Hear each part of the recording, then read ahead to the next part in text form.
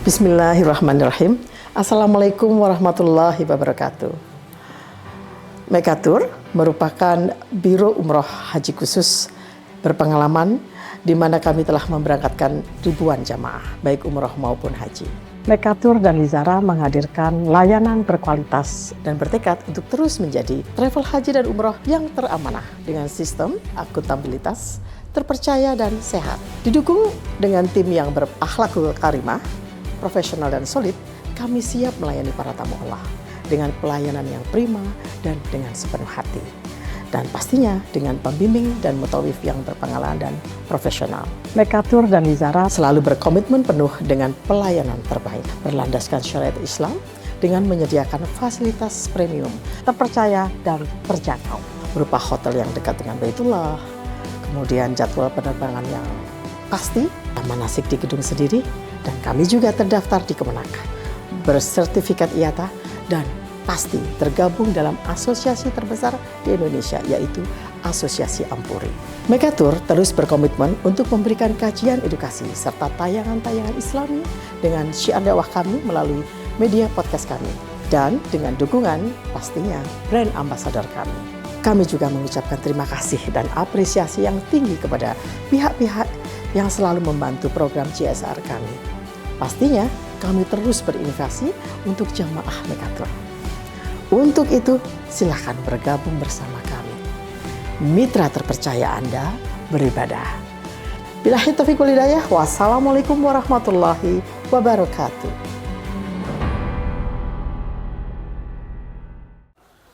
Bismillahirrahmanirrahim. Assalamualaikum warahmatullahi wabarakatuh. Alhamdulillah, wassalatu wassalamu ala sayyidina wa maulana rasulillah Muhammad ibn Abdullah wa ala alihi wa ashabihi wa man walah, la hawla wa la quwata illa billah, amma ba'du. Sahabat Mekatur, jamaah sekalian yang dimuliakan oleh Allah, bersyukur kita bertemu dalam program Tadabbur Kalam. Salawat dan salam kita sampaikan kepada Nabi yang selalu merenungkan kalamullah, yang selalu mentadaburi kalamullah, yang selalu menyampaikan kalamullah. Mudah-mudahan program Tadabbur Kalam ini dalam rangka kita mensyukuri nikmat Allah, dalam rangka kita mengikuti tuntunan Rasulullah Sallallahu Alaihi Wasallam. Kita melanjutkan pembahasan Tadabbur Kalam surat An-Nisa, yaitu ayat yang ke-36. Allah berfirman memerintahkan siapapun yang membaca ayat ini, yang mendengar ayat ini. Karena Allah tidak menyebut siapa yang dimaksud.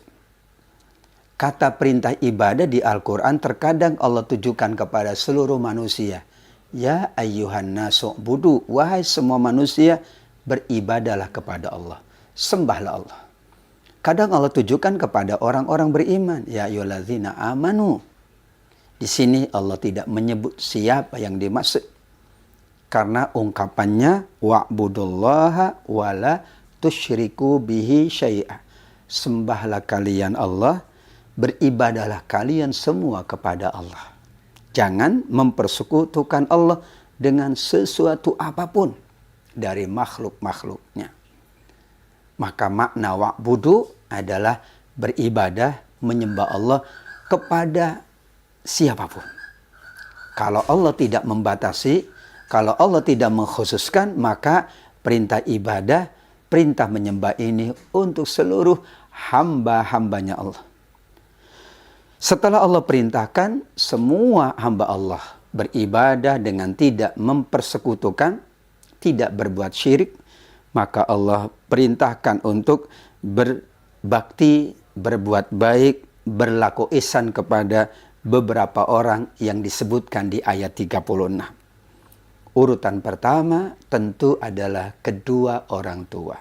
Wabil walidaini ihsana. Berbuat baik kepada kedua orang tua. Kenapa yang kedua orang tua yang didahulukan oleh Allah? Karena tidak ada yang lebih tinggi derajatnya, kedudukannya di sisi Allah, melainkan orang tua. Surga anak di tangan orang tua. orang tua mendapatkan banyak investasi dari anaknya. Anak mendoakan orang tua. Orang tua pula doanya mustajab di sisi Allah. Maka orang tua dari sekian banyak yang dekat dengan kita adalah mereka yang paling dekat dengan Allah. Setiap Allah perintahkan beribadah, maka berikutnya berbakti, berbuat baik kepada kedua orang tua. Setelah orang tua kita berbuat baik, maka ayat berikutnya Allah perintahkan berbuat baik itu kepada beberapa orang yang dekat dengan kita atau yang sangat membutuhkan bantuan kita.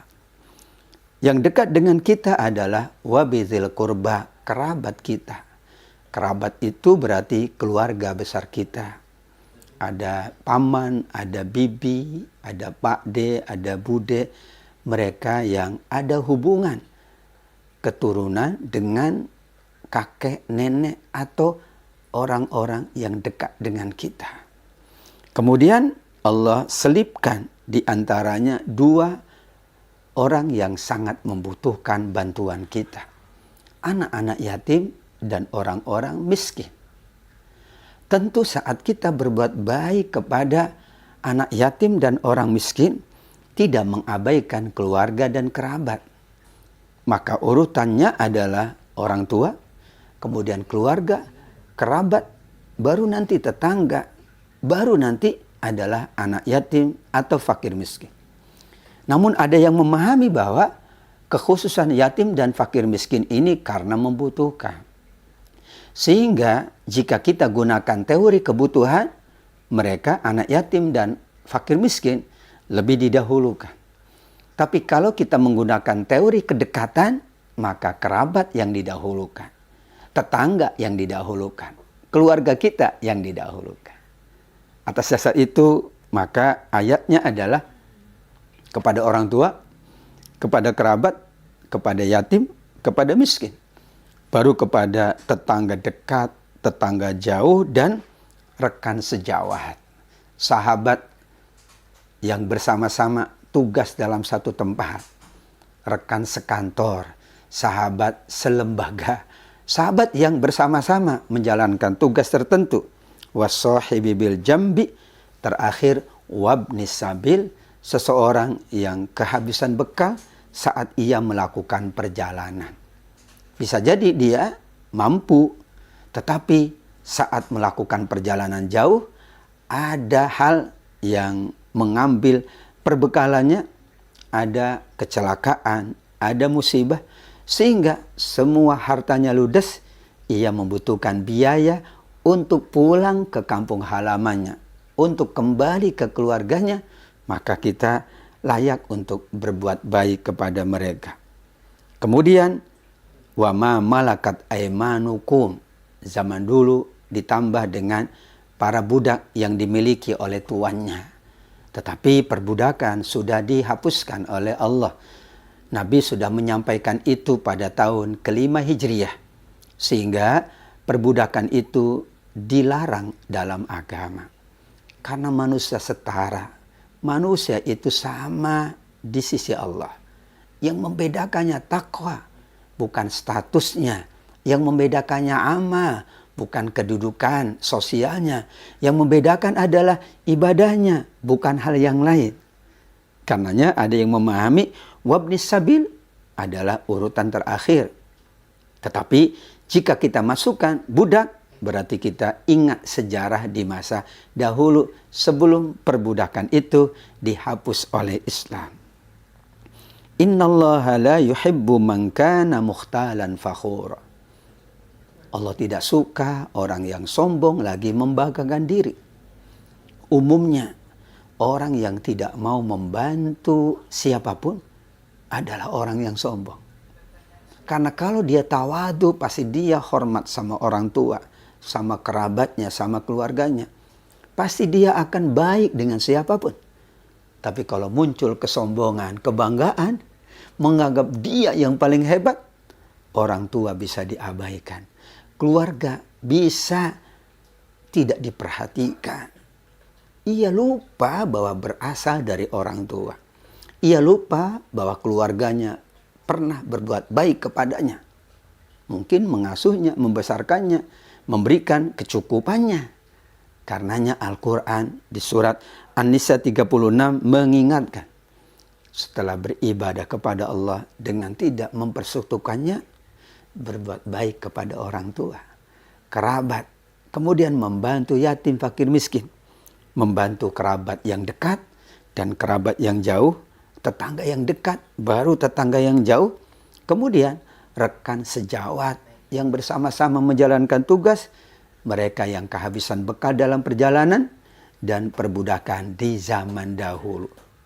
Kalau menjalankan tuntunan Allah di sini, perintah Allah di sini, dia dihilangkan oleh Allah sifat sombongnya, sikap membanggakan dirinya. Siapa yang dikategorikan orang-orang sombong, membanggakan diri? Jawabannya ada di ayat 37. Alladzina yabkhulun, orang yang bakhil.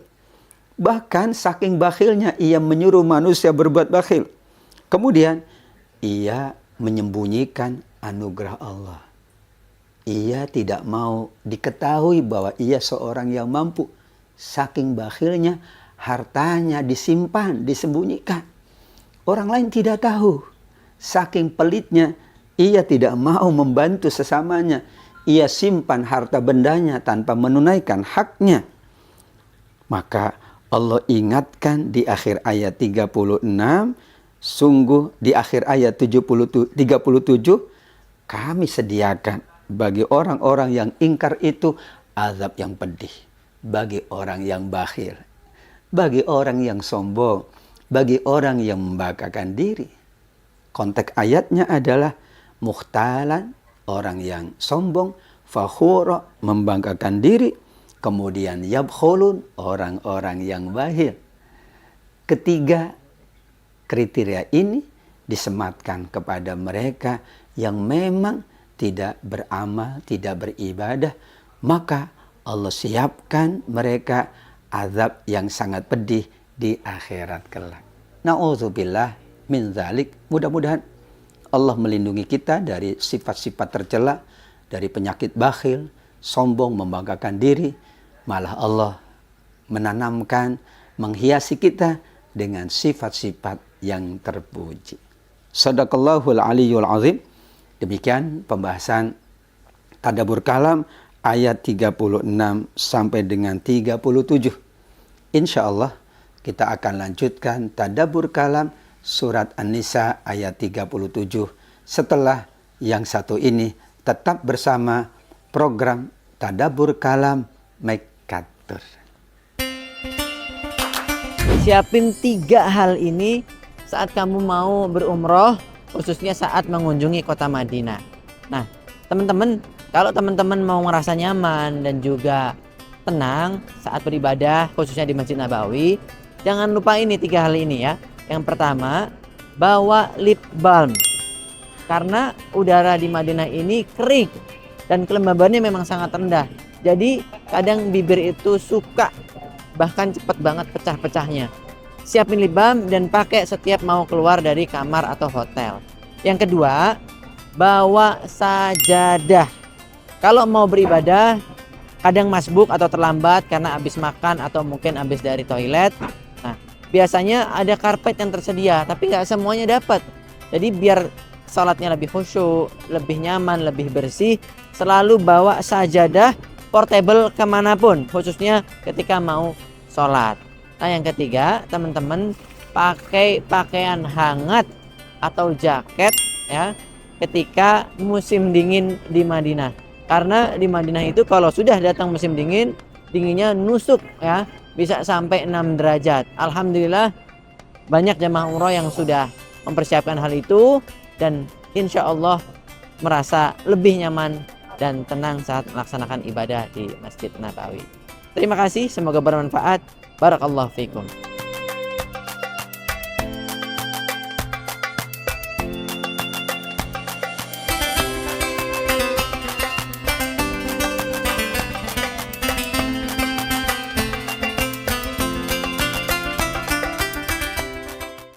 Sahabat Mekatur, Bapak Ibu yang dimuliakan oleh Allah, pembahasan tadabbur kalam kali ini melanjutkan surat An-Nisa ayat 38, di mana Allah ingatkan pula mereka yang berperilaku tercela, mereka yang dikategorikan sifatnya buruk. Siapa mereka itu? Walladzina yunfikuna amwalahum ria'an nas. Orang-orang yang berinfak tapi tujuannya riya, ingin dipuji, ingin dipandang, ingin mendapatkan perhatian dari manusia. Kenapa Allah sampaikan itu? Karena beribadah itu hanya lillah. Wa ma umiru illa liya'budullah mukhlishina lahuddin. Mereka tidak diperintah kecuali beribadah dengan memurnikan ibadahnya untuk Allah.